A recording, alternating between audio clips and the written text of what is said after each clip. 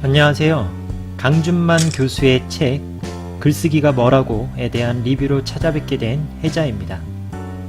이 책의 타겟은 시사적인 문제에 관한 논증형 글쓰기를 공부하려는 독자들입니다. 저자는 머릿말을 통해 이 점을 분명히 밝히고 있는데, 스타일 중심의 글쓰기를 다루고 있는 대부분의 글쓰기 관련 책들과 달리 이 책은 자기 주장을 분명하게 드러내는 메시지 중심의 글쓰기를 다루고 있다는 거죠. 이 책이 갖는 차별성, 희소성, 그리고 정체성을 명확하게 보여주는 부분입니다. 이는 책 곳곳에서 잘 나타나는 저자의 고집스러운 정직성, 그리고 츤데레 같은 친절함이 드러나는 대목이기도 합니다. 책을 200여 권이나 쓴 프로 글쟁이로서 글쓰기의 왕도를 알려줄게와 같이 권위를 내세우거나 속된 말로 허세를 부리지 않고 자신이 말하려는 내용과 대상을 정직하게 특정하고 있으니까요. 내가 해봐서 다 아는 데가 아니라 내가 아는 것만 아는 대로 말할 테니 필요한 경우에만 들어도 돼 같은 느낌인 거죠. 그러면서도 저자는 글쓰기를 공부하려는 사람들에게 꼭 필요한 쓴소리 또한 잊지 않습니다. 글쓰기의 고통은 생각하기의 고통과 일맥상통한다는 점에서 생각하는 게 귀찮은 사람들까지 글쓰기의 세계로 인도할 수는 없다면서 말이죠. 이는 많은 사람들이 갖고 있는 글쓰기에 관한 두려움의 실체가 실은 생각하기 귀찮음 때문이라는 점을 꼬집기 위해서 한 말인데, 글쓰기의 본질이 생각하기에 있다는 것을 강조하기 위한 말이라고 봐야겠죠. 하지만 생각하기도 일종의 습관이며 누구나 이미 좋아하는 일에 대해선 지나칠 정도로 많은 생각을 하고 있다는 점에서 글쓰기, 다시 말해 생각하기는 당신의 삶에서 당신이 주도권을 갖겠다는 의지의 표현이라고 말합니다. 삶의 소재를 다루는 데 있어서는 전문가와 비전문가의 구분이 따로 없고, 글쓰기 시장에서 지식보다 센 게 공감인 만큼 조금만 자신의 일상을 깊이 들여다보면 누구나 좋은 글을 쓸 수 있다는 거죠.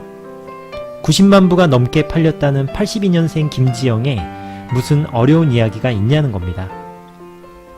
생각하는 게 귀찮다? 왜 사니? 라며 쓴소리로 시작했지만 소확행을 위해서라도 쫄지 말고 적극적으로 글쓰기에 뛰어들 필요가 있다는 따뜻한 응원으로 끝을 맺고 있는 겁니다.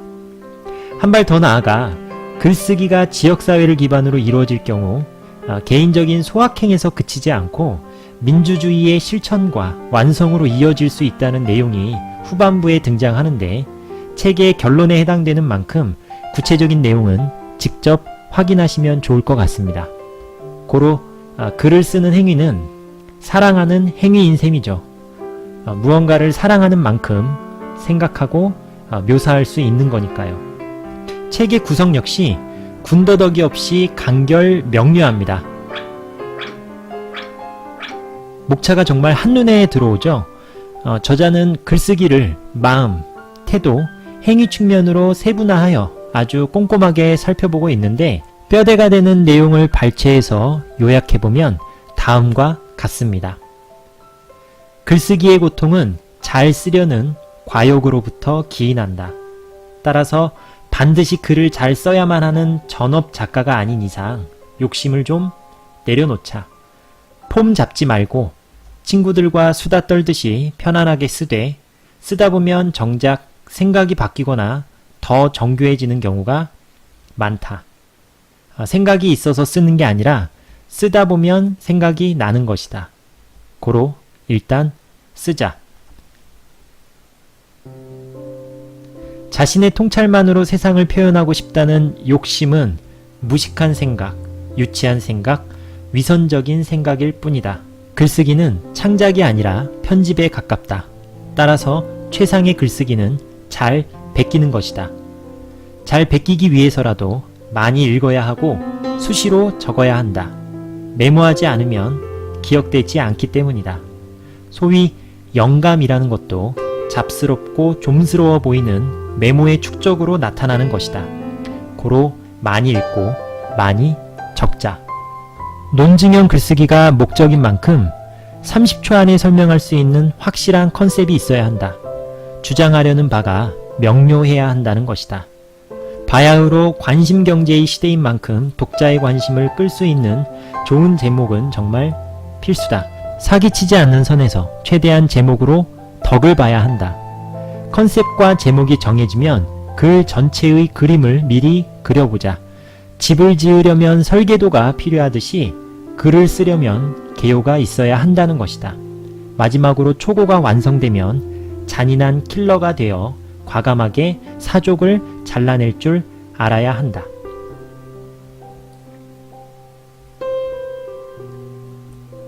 이는 어디까지나 거칠게 요약한 내용입니다.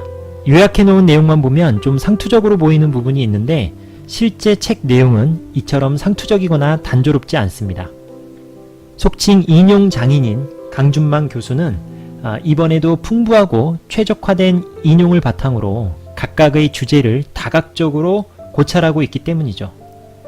누구나 한 번쯤 고민해 봤을 법한 글쓰기를 둘러싼 화두들과 각종 법칙들 그리고 각종 전략들, 예컨대 무조건 단문이 좋은지, 구어체나 접속사는 지양해야 하는지, 인용과 통계 활용은 어떤 방법이 좋은지와 같은 주제에 대해 성실하면서도 간결한 교통정리를 보여줍니다.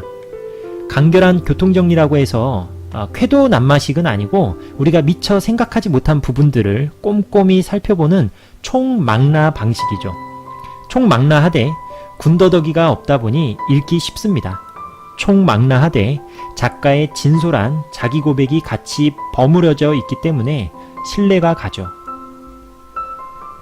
처음 책을 받아봤을 때 생각보다 책 분량이 적어서 놀랐는데 분량만 보고 단숨에 읽어 나가다가도 한 번에 들이마실 수 있는 수준의 책은 아니라는 것을 느꼈습니다. 오랫동안 아마추어 작가를 꿈꿔왔던 저는 제법 많이 읽고 많이 쓰는 편인데 시차를 두고 2번, 3번 읽는 책은 많아도 연거푸 2번 읽는 책은 굉장히 드물었거든요. 이번 강준만 씨 책은 연거푸 2번을 읽었고 리뷰를 위해 한 번 더 발췌해서 읽었습니다. 그만큼 영양분이 많다고 느꼈습니다. 머릿말에서 저자 자신은 메시지 실용주의에 경도된 사람이라고 진단하며 스타일을 가르칠 자격이 없다고 셀프 디스에 가까운 진단을 내리는데 이 책을 읽다 보면 오히려 뼈를 때리는 수준의 팩폭이 간결한 문체와 만났을 때 얼마나 스타일리시해질 수 있는지를 보여주는 대목들을 자주 만나게 됩니다. 그런 대목에서는 무릎을 탁 치는 정도가 아니라 무릎을 꿇게 되죠. 탄성과 웃음이 터져 나오기도 하고요. 강준만의 메시지는 물론 스타일 또한 잘 묻어난 책이라고 생각합니다. 일단 책에 대한 리뷰는 이것으로 마치고 잠시 화면 바꿔서 강준만 교수에 대해 간단히 살펴보는 영상 이어가겠습니다. 아시는 분들도 계시겠지만 저자인 강준만 교수에 대해 간단히 소개하는 게 책을 이해하는 데 도움이 될 것 같아서 추가 영상을 준비했습니다. 10년 전 경향신문사에서 우리나라 학계의 대표적인 지식인들을 대상으로 설문조사를 했죠. 87년 이후 한국 사회에 가장 큰 영향을 끼친 지식인을 뽑아달라는 내용이었습니다. 백낙청, 리영희, 최장집에 이어 강준만 교수가 4위에 올랐습니다. 그만큼 한국 사회의 지식인 계보를 살펴보는 데 있어서 절대 빼놓을 수 없는 사람이 강준만 교수입니다. 기존 학계에서 통용되고 있던 문법과 다른 방식의 행보를 통해 대중들과 소통해왔던 강준만 교수는 대표적인 게릴라형 지식인으로 평가받죠. 성역과 금기에 도전하는 글쓰기를 통해 좌고우면하지 않고 우리 사회에 많은 화두와 문제 제기를 던져왔기 때문입니다. 실명 비판의 선구자이자 우리나라 최초의 농계액이며 인물과 사상이라는 개간집을 통해 전무후무한 1인 출판을 선보이기도 했죠. 독자들이 책을 읽는 속도보다 신간이 나오는 속도가 더 빠르다는 우스갯소리가 있을 만큼 압도적인 다작을 보여주는 저술가이기도 합니다.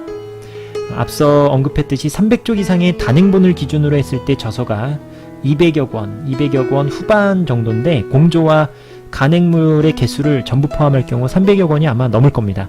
말이 안 되죠. 잠자고 밥 먹고 강의하는 시간을 제외하고는 글을 읽고 자료를 수집하고 저술하는데 모든 시간을 할애하는 지독한 활자 중독자인 거죠.